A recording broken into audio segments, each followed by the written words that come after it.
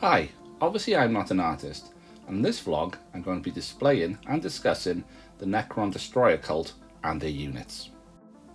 The Destroyer cult is a subsect of Necron society. Those of the Destroyer cult are Necrons who have descended into apparent madness and are considered untrustworthy and dangerous by their own kind. This manifests by the sheer disdain for organic life and an overwhelming desire to kill all organics. Scorpec Destroyers are the tri-legged melee vanguard unit of a Necron force that elects to use and trust them to carry out their orders.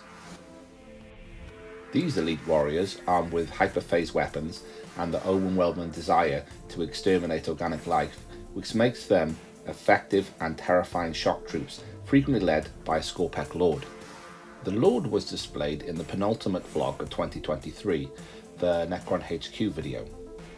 I referred to it as a big metal psycho that leads smaller metal psychos, and these be it, as it grants them the game rule of united in destruction. This gives the destroyers the lethal hits ability.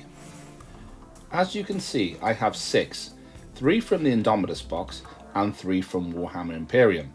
I do have a desire to repaint them to be in more keeping with the newer Necron units, as I have since abandoned the original Blackstone scheme. Now obviously I'm not an artist, but I have learned that when starting out, keep it simple. Big ideas are more likely to succeed with big skills.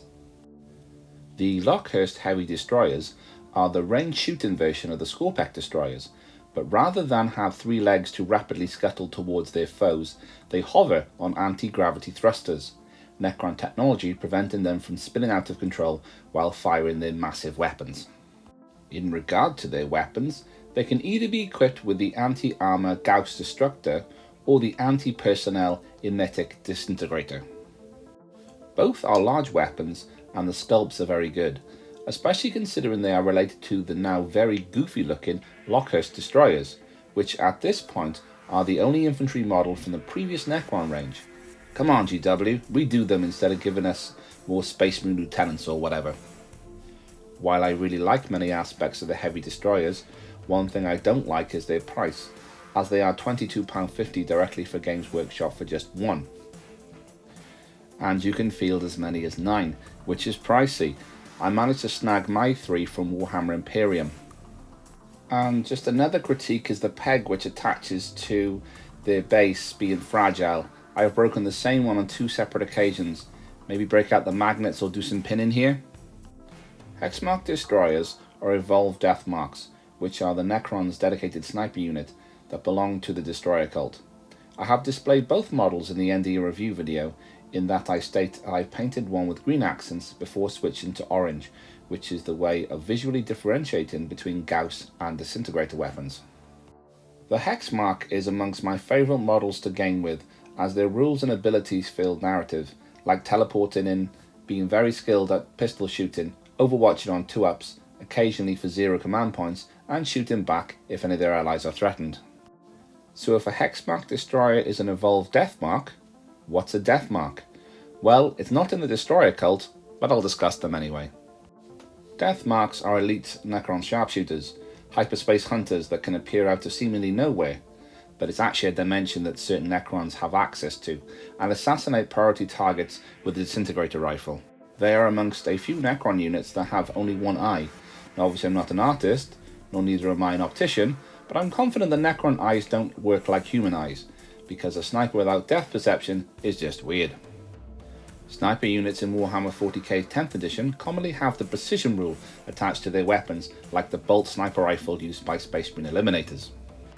The precision rule allows characters to be targeted as if they were standard troops, as usually a character will have the defense of being surrounded by the squad they are leading and not being able to be individually marked for death, no pun intended. The death marks here are early additions to this Necron force, hence the blues found on the upper torso and base. I imagine I'll be looking in future to bring the whole force in line and repaint and rebrace several units. This could be a topic of a future video. Ophidian Destroyers are a Necron melee unit that focus on hit and run tactics by tunneling beneath their foes and striking when they least expect it, then burrowing back underground before they can be damaged. Very much a terror unit, their serpentine-like bodies twist and coil during combat, and all of their limbs have protruding blades or sharp edges. They share the same hyperbladed weapons like the Scorpex, but don't have their toughness, but instead have deep striking and guerrilla abilities. The Ophidians are a relatively new unit appearing midway through 9th edition, and they are at time of writing the newest addition to this force. In fact, they are so new, they're yet to see a game. And that is the destroyer units of the Necron force. Normally I would stop there, but I'd like to discuss some further Necron lore and another unit. The flayer virus is a corruption of software in which a Necron displays extreme tendencies like wearing the flesh of their victims and being frenzied if it detects freshly spilt blood. These pure terror troops that act like sharks are known as the flayed ones, a melee-based unit that appear when blood is shed, then add into the carnage with their oversized claws. This aesthetic is very cool, and like the Destroyer cult, the lore here reminds us that while the Necrons appear to be soulless robots, they were once an organic race, and they can hate the living and suffers bloodlust respectively, which is anything unlike any artificial intelligence was acknowledged as logical. Unfortunately, the flayed ones as models have two quite major problems. The first is they are incredibly spindly, snapping and breaking with barely any force during cutting them from the sprue and or applying pressure when adhering their parts with glue. The second is their price. For only 5 flayed ones they cost around £35, and while that can be common for many GW infantry kits, but appreciating that many people, including myself, attach value to these models by different factors, such as points value on the tabletop and the amount of time you can spend during construction and creating. The flayed ones are very cheap for points value and can take literally minutes to build and paint.